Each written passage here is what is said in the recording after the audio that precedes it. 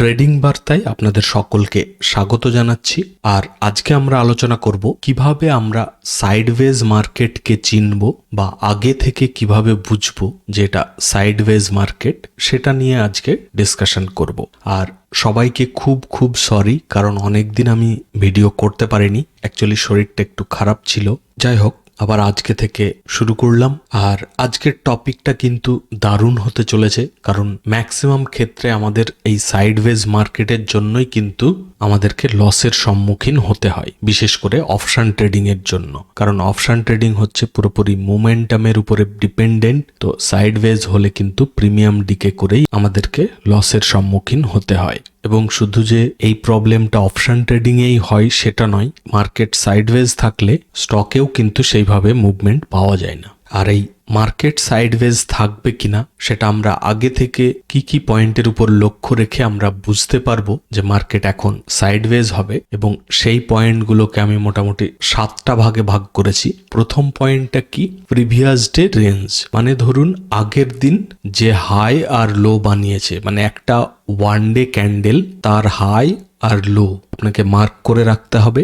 যদি মার্কেট তার মধ্যেই ওপেন হয় এবং তার মধ্যেই ট্রেড করতে শুরু করে, তাহলে মোস্টলি মানে খুবই হাই চান্স থাকে যে মার্কেট সাইডওয়েজই থাকবে বা এই প্রিভিয়াস ডে রেঞ্জের মধ্যেই থাকবে। বাট এমন নয় যে এর মধ্যে ওপেন করলে 100% একদম সাইডওয়েজই থাকবে। মোস্টলি মানে ম্যাক্সিমাম ক্ষেত্রে দেখা যায় যে ওয়ান ডে ক্যান্ডেলের মধ্যেই থাকলে আমাদের কিন্তু মার্কেট সাইডওয়েজ থাকার একটা হাই চান্স থাকে। ঠিক আছে, এবার চলে যাব সেকেন্ড পয়েন্টে।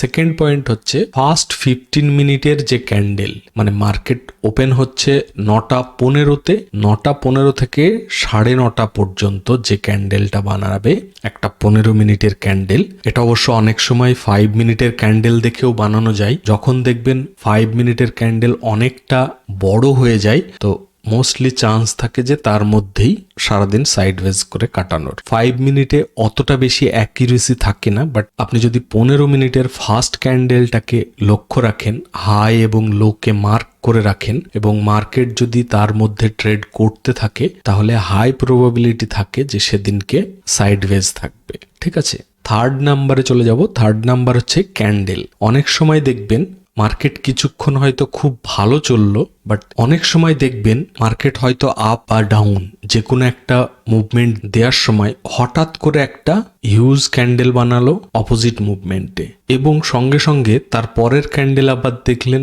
মোটামুটি আবার আগের পজিশনে চলে গেল।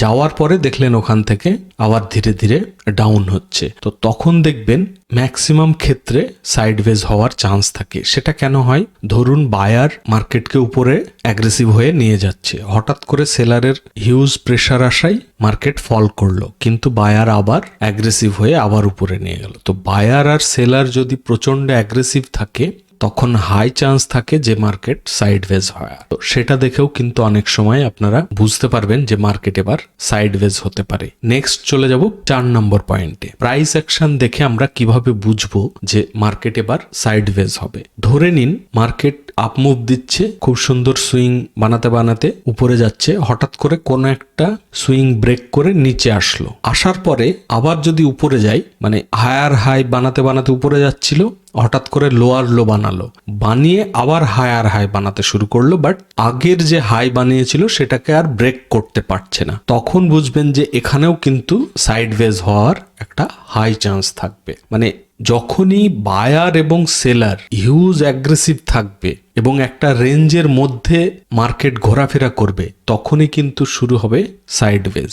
আবার 5 নম্বর পয়েন্ট অনুযায়ী সাপোর্ট রেসিস্টেন্স দেখেও বোঝা যায়। যেমন ধরুন খুব কাছাকাছি যদি রেসিস্টেন্স এবং সাপোর্ট খুবই যদি স্ট্রং হয়, তাহলে কিন্তু সেখানে একটা রেঞ্জের মধ্যে ঘোরাফেরা করবে। যেমন কিছুদিন আগে পর্যন্ত মার্কেট কন্টিনিউ একটা রেঞ্জের মধ্যে ছিল। আজকে অবশ্য ব্রেকআউট করে ভালো মুভমেন্ট দিয়েছে, বাট বেশ কিছুদিন ধরে কিন্তু একটা রেঞ্জের মধ্যে ঘোরাফেরা করছিল। তো রেসিস্ট্যান্স এবং সাপোর্ট যদি খুব বেশি স্ট্রং হয় এবং দুটোই যদি স্ট্রং হয় তখনও কিন্তু মার্কেট সাইডওয়েজ হওয়ার একটা হাই প্রবাবিলিটি থাকে। নেক্সট হচ্ছে ওয়াই বিল্ড আপ। যেমন এটা বললাম, সাপোর্ট আর রেসিস্ট্যান্স যদি স্ট্রং হয়, সেই সঙ্গে যদি ওয়াই বিল্ড আপও যদি দুই সাইডেই একদম হিউজ থাকে, মানে ধরুন এখানে 23,400তেও হিউজ একটা ওয়াই বিল্ড আপ রয়েছে, আবার 23,300তেও হিউজ একটা ওয়াই বিল্ড আপ রয়েছে, তাহলে কি করবে মার্কেট? খুবই হাই চান্স সারাদিন এই রেঞ্জটার মধ্যে ঘোরাফেরা করবে। তো মোস্টলি এইগুলোই আপনারা যদি একটু লক্ষ্য করেন মার্কেট চলাকালীন, হয়তো একদিনে আপনি সেইভাবে বুঝতে পারবেন না, বাট একটু এই পয়েন্টগুলোকে খাতায় নোট করে যদি ডেইলি বেসিসে আপনারা নজরে রাখেন তাহলে কিন্তু বুঝতে পারবেন।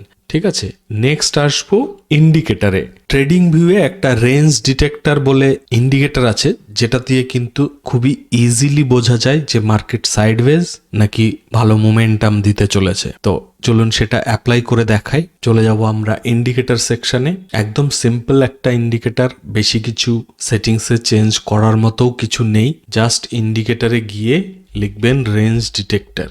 এই যে রেঞ্জ ডিটেক্টর লাক্স অ্যালগোর, এটাকে ক্লিক করলাম। এই দেখুন সেটিংসে কিচ্ছু চেঞ্জ করার নেই, বাই ডিফল্ট একদম যখনই এরকম জোন বানাবে বা এই দুটো দাগের মাঝামাঝি মার্কেট আটকে থাকবে তখনই কিন্তু মার্কেট সাইডওয়েজ হওয়ার একটা হাই চান্স থাকবে। ঠিক আছে, পয়েন্টগুলো রিমুভ করে দিলাম। আর এই রেড গ্রিনের ব্যাপারটা হচ্ছে, যদি এই রেঞ্জ থেকে নিচে ব্রেকডাউন করে তাহলে রেড হবে, আর যদি উপরে ব্রেকআউট করে তাহলে গ্রিন হবে। ঠিক আছে, এবং এই রেঞ্জ ডিটেক্টর ইন্ডিকেটর দিয়ে শুধুমাত্র যে সাইডওয়েজ মার্কেট বুঝতে পারবেন সেটা নয়, এই রেঞ্জ ডিটেক্টরের উপর বেস করে আপনি কিন্তু এন্ট্রিও করতে পারেন। যখনই এই রেঞ্জ বানাবে এবং তারপরে ব্রেকআউট বা ব্রেকডাউন যেদিকেই করবে, করার পরে যখন রিট্রেসমেন্ট নিয়ে আবার ব্রেকআউট করবে তখন কিন্তু আপনি এন্ট্রি করতে পারেন এবং ভালো একটা মুভমেন্ট ক্যাপচার করতে পারবেন। কিরকম ভাবে? যদি এখানে লক্ষ্য করি, ব্রেকআউট করেছে বাট এ কিন্তু আর রিট্রেসমেন্ট নিয়ে উপরে আর ব্রেকআউট করেনি, তো এটা এন্ট্রি করা যাবে না। নেক্সট যদি দেখি, সেখানেও তাই, ব্রেকআউট করেছে বাট রিট্রেসমেন্ট নিয়ে যে আবার ব্রেকআউট করবে সেটা কিন্তু করেনি, তাহলে এখানেও কিন্তু এন্ট্রি করা যাবে না।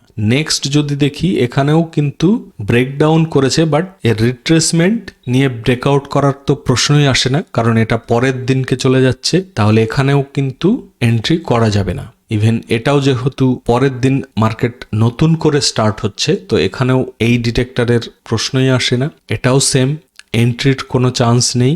এখানেও কিন্তু রিট্রেসমেন্ট নেয়নি। কিন্তু যেমন ধরুন এই জায়গাটা রেঞ্জের বাইরে ব্রেকডাউন করেছে এবং রিট্রেসমেন্ট নিয়েছে এখান থেকে যখন আবার ফল করবে তখন কিন্তু এন্ট্রি হবে এবং এটা হবে টার্গেট। তো এরকম যখনই এরকম রেঞ্জ বানাবে, রেঞ্জ থেকে ব্রেকআউট করে রিট্রেসমেন্ট নেবে, নিয়ে যখন আবার ব্রেকআউট করবে, এরকম জায়গায় আপনি আবার এন্ট্রি করতে পারবেন। ঠিক আছে, আর প্লিজ ভিডিওটা লাইক করবেন, আর চ্যানেল যদি এখনো সাবস্ক্রাইব করে না থাকেন অবশ্যই সাবস্ক্রাইব করে নেবেন। আজকে ভিডিওটা এখানেই শেষ করব। আপনারা সকলে ভালো থাকবেন। Thank you, bye by.